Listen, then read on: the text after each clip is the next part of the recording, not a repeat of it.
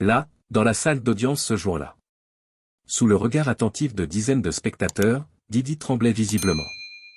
Son visage devint pâle, et ses yeux étaient remplis d'une panique totale alors qu'il regardait fixement l'écran. Celui qui diffusait désormais une vidéo choquante tout juste révélée. D'une voix étranglée, balbutiant, il demanda au juge la permission d'aller aux toilettes. « Je suis désolé, votre honneur. Vous savez, je suis un peu nerveux. » Ce qui venait vraiment de bouleverser Didi. C'était la preuve présentée à l'instant par l'accusation. Une vidéo le reliant directement à la mort mystérieuse de Kim Porter. Alors, que s'est-il passé exactement la nuit de son décès? Sa mort, initialement attribuée à une pneumonie en 2018, soulève désormais de nombreuses questions suspectes et inexpliquées. Kim Porter, la compagne de longue date de Didi et mère de ses 3 enfants, était soupçonnée depuis longtemps d'avoir gardé d'innombrables secrets sombres. Tout au long de sa relation avec le magnate de la musique. Et maintenant, alors que Didi est jugé pour trafic sexuel et extorsion. Le lien entre ces poursuites judiciaires et la mort de Kim commence à apparaître plus clairement. Des fragments apparemment sans rapport s'assemblent peu à peu, formant le tableau effrayant d'un crime que je m'apprête à vous révéler dans cette vidéo. Premièrement, les soupçons entourant la mort de Kim. Le décès soudain de Kim Porter, mannequin, actrice, productrice et compagne de longue date de Sean, Diddy, Combs en novembre 2018. A provoqué une onde de choc non seulement à Hollywood, mais aussi chez les fans du monde entier. À 47 ans, Kim Porter était connue pour être une femme forte, dynamique, aimant la vie, profondément attachée à sa famille. Et sans antécédents médicaux graves. C'est précisément cette mort soudaine et inattendue qui a alimenté de nombreuses théories du complot. Laissant planer des questions sans réponse pendant des années.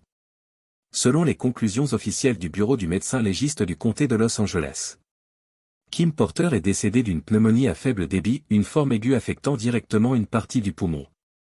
Le rapport médico-légal indique qu'elle présentait de légers symptômes grippaux depuis plusieurs jours, fièvre, toux, maux de gorge et fatigue. Elle avait reçu un traitement à base d'azithromycine, un antibiotique, accompagné de vitamines et d'électrolytes. Malgré ces soins, son état s'est rapidement détérioré, entraînant sa mort. Les enquêteurs ont rapidement conclu à une mort naturelle et n'ont pas poursuivi l'enquête. Cependant, plusieurs événements troublants ont été signalés. Des détails ont progressivement émergé, amenant le public à douter que la cause officielle explique réellement ce qui s'est passé. Le premier à s'exprimer publiquement fut Al B. Sur, chanteur de R&B, ancien partenaire de Kim et père de leur fils aîné, Quincy. Dans une récente interview accordée à Fox 5 New York, il déclara sans détour. Elle était en parfaite santé. On s'était vu juste avant son décès. Lorsqu'on lui demanda s'il pensait que la pneumonie était réellement la cause de sa mort, il répondit avec une conviction inébranlable. Bien sûr que non. Déclaration audacieuse venant de quelqu'un qui avait vécu avec Kim. L'histoire prit une tournure encore plus étrange lorsqu'Al B. Sur suggéra que sa propre défaillance multiviscérale, dont il avait souffert récemment, pourrait être liée à ses prises de position concernant la mort de Kim. Lorsqu'on lui demanda s'il croyait que Didi, ou quelqu'un de son entourage, avait pu provoquer cette défaillance, il répondit. Je pense que oui. Et lorsqu'on lui demanda s'il craignait que Didi conserve encore du pouvoir même en détention, il ajouta, glaçant. Rappelez-vous, je suis le seul à m'être exprimé, et je suis le seul encore en vie. Une déclaration terrifiante, comme tirée d'un véritable polar criminel. Et Al B. Sur n'est pas le seul à émettre des doutes. Gene Deal, ancien garde du corps de Didi, a également fait de graves révélations publiques. Il a demandé pourquoi, dans un état aussi critique, Kim Porter n'avait pas pu contacter sa famille. Il a aussi affirmé que le corps de Kim n'avait pas été examiné correctement. Et a même insinué qu'elle avait peut-être suffoqué lors d'une altercation avec Didi. Il confia. Je ne veux pas dire exactement ce que je pense, mais il y a peut-être eu une dispute, une bagarre. Puff, comme d'habitude, a peut-être joué, comme il le fait souvent, à ses batailles d'oreiller, et c'est peut-être ce qui a causé sa suffocation. Il souleva également une question pertinente. Qui masse une personne atteinte de pneumonie? Et comme si cela n'était pas assez choquant, Jean Deal a révélé avoir entendu des rumeurs selon lesquelles le cercueil de Kim Porter aurait été commandé 2 mois avant sa mort. Ce détail n'était pas seulement inhabituel, c'était un signal d'alarme flagrant. Mais l'histoire ne s'est pas arrêtée là. L'affaire est devenue encore plus étrange en 2024, lorsqu'un livre auto-édité intitulé Kim's Lost World a soudainement fait surface, présenté comme les mémoires inédits de Kim Porter elle-même. Le livre était rempli d'allégations explosives, soirées extravagantes impliquant de grandes stars d'Hollywood, corruption morale, magouilles financières, et même des indices de menaces de mort. Un extrait disait: « J'ai fait avec Sean des choses que je n'aurais jamais pu faire avec un homme hétéro. Je me suis réveillé et je suis sorti de ma chambre, tandis que Sean sortait d'une autre chambre avec un rappeur célèbre et le mari de cette femme. » Les mémoires décrivent également, avec force détail, les nombreux cas de violence physique que Diddy aurait infligés à Kim. Selon le livre, Kim a relaté plusieurs épisodes de violence, notamment la première fois où Diddy l'aurait frappée après qu'elle a refusé ses avances sexuelles.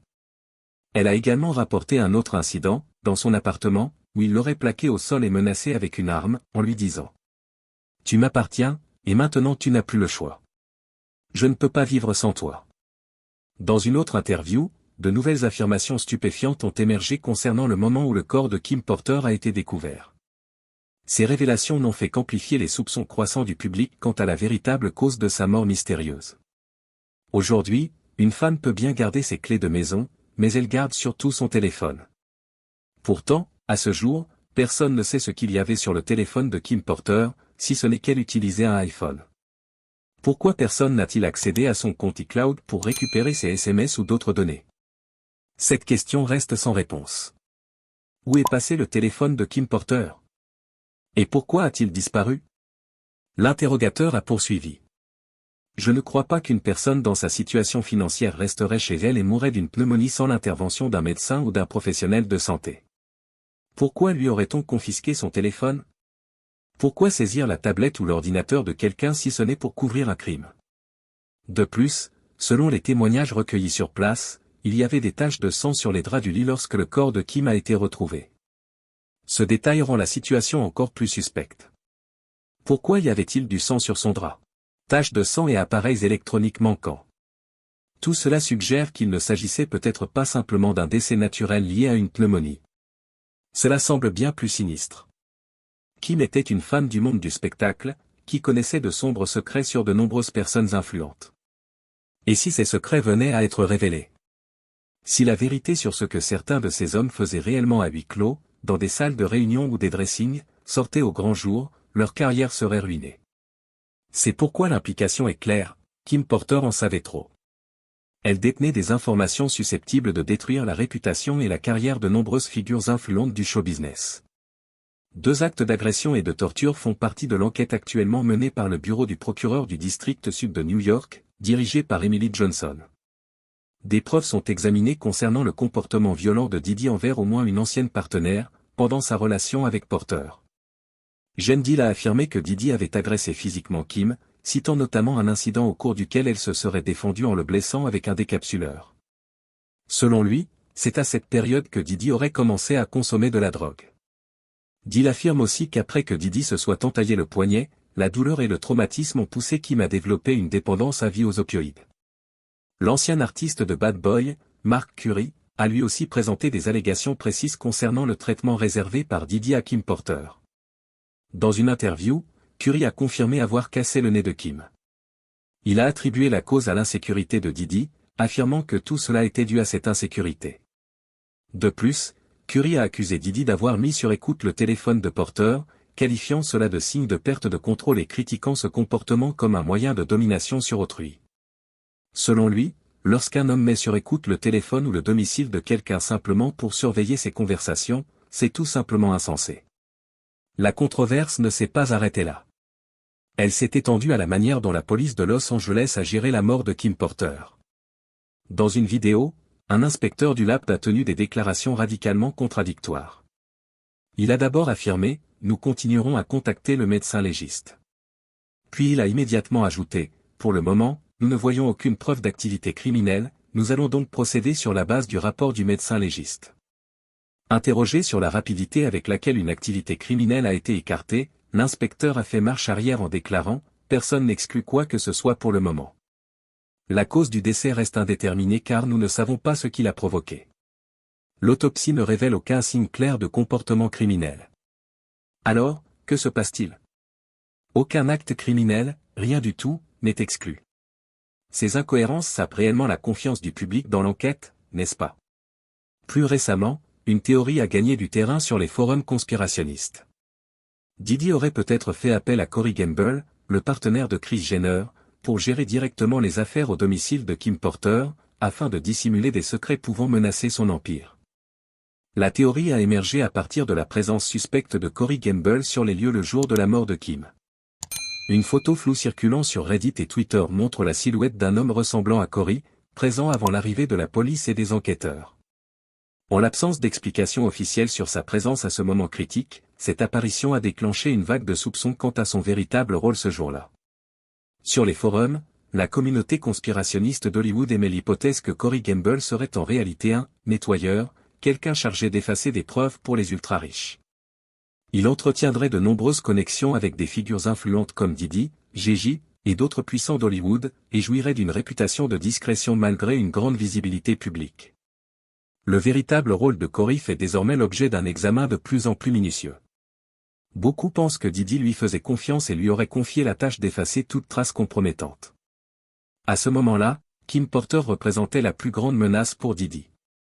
Après plus de 13 ans de relation avec le magnate de Bad Boy Records, Kim n'était pas seulement sa partenaire, mais aussi un témoin clé des sombres réalités cachées derrière son image de glamour, des orgies alimentées par la drogue, des transactions financières douteuses, des relations illicites, et des actes criminels qui, s'ils avaient été révélés, auraient pu entraîner de graves accusations. Selon certains rapports internes, Kim conservait des documents, des vidéos, des photos et des journaux en guise des « assurances-vie » au cas où elle serait menacée. Si ces informations venaient à être rendues publiques, l'empire de Diddy pourrait s'effondrer en un instant. Il est à noter que la mort de Kim a coïncidé avec une vague de scandales financiers et d'allégations d'agressions sexuelles visant Diddy, qui ont fuité dans les médias et en coulisses. Si Kim avait décidé de divulguer les preuves en sa possession, cela aurait non seulement pu ruiner la réputation de Diddy, mais aussi impliquer légalement d'autres personnalités influentes. Par conséquent, si sa mort était en réalité un moyen de la faire taire, elle s'inscrirait parfaitement dans une chaîne d'événements que Diddy aurait cherché à contrôler. Après la mort de Kim, le comportement de Diddy a été jugé inhabituel. Il a exprimé à plusieurs reprises sa profonde tristesse sur les réseaux sociaux, a organisé une cérémonie commémorative extravagante et a prononcé des discours sincères, la qualifiant de « femme la plus importante de ma vie ». Pourtant, il a systématiquement évité les questions concernant les circonstances réelles de sa mort. Fait notable, Diddy n'a jamais demandé une enquête approfondie, surprenant pour un homme de son pouvoir et de sa richesse, et un père dont les enfants méritent de connaître la vérité sur leur mère. Un autre point de suspicion concerne la clôture rapide de l'enquête. Après une seule autopsie, la cause du décès a été déclarée comme étant une pneumonie, et l'affaire a été presque immédiatement classée. Il n'y a eu ni demande d'examen indépendant, ni enquête complémentaire, ni témoignage détaillé des personnes présentes au domicile de Kim pendant ces dernières heures. Lorsqu'une célébrité décède, la rapidité avec laquelle une affaire est close ne fait qu'alimenter les soupçons qu'un arrangement discret aurait pu être conclu en coulisses. Enfin, la preuve accablante qui a véritablement dévasté Diddy, la vidéo de surveillance